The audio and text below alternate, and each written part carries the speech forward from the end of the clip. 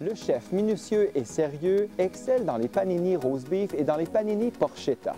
Sur la scène gastronomique, à Ottawa, Flying Banzini a établi sa réputation et a largement dépassé les frontières de la région.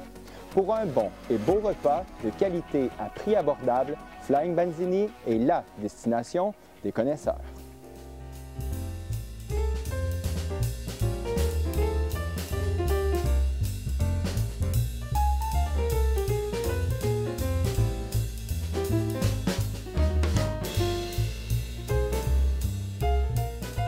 Well, I moved here from Saskatchewan a couple of years ago, looked for work in radio, didn't find any, and then decided to make my own job. And the job I wound up making was the creation of the Flying Banzini. So it's really a labor of love and creativity that came from the fact that nobody wanted to give me a job in radio.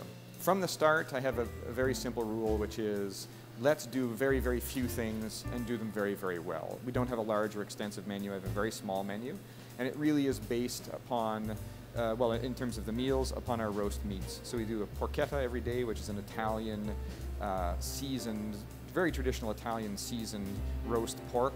I mean, I'd say we're inspired by. You know, it's very difficult to define exactly what porchetta is. We do a beef outside round every day, which we rub in horseradish and coffee grounds, and we've now started to do every day a slow roasted chicken. And all those meats, like the porchetta and the chicken, are brined for 36 hours. There's a tremendous amount of care that goes into preparing what I think are really fantastic roast meats. We then serve those either on a soft bun, so you just get it as essentially, as I call it, a meat sandwich, or else the same meats are used in our paninis, our grilled sandwiches, and in our pizzas. So if you have the Big Town Playboy pizza, what you're getting is that very same roast beef that you would have had in a sandwich, very same meat. So that was really where it came from. So I thought, you know what do I like?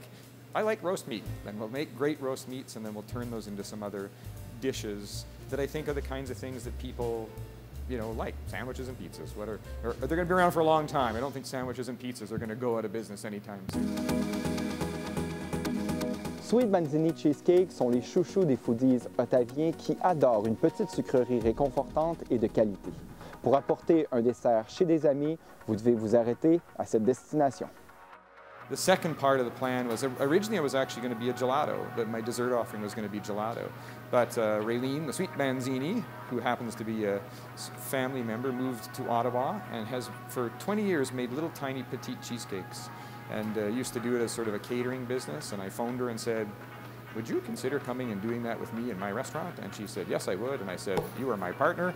And we have, and so our dessert offering is these petite cheesecakes, which are little bits of magic. They're just marvelous to look at, and they're just as tasty and delicious. And it's a joy to work with someone like Raylene, who is so committed to making them perfect. You know, they really are a labor of love for her. And what's nice about these cheesecakes is they're so small that everybody is willing to try. It's rare that somebody comes in and doesn't try at least one, because it's just the right amount after a full meal.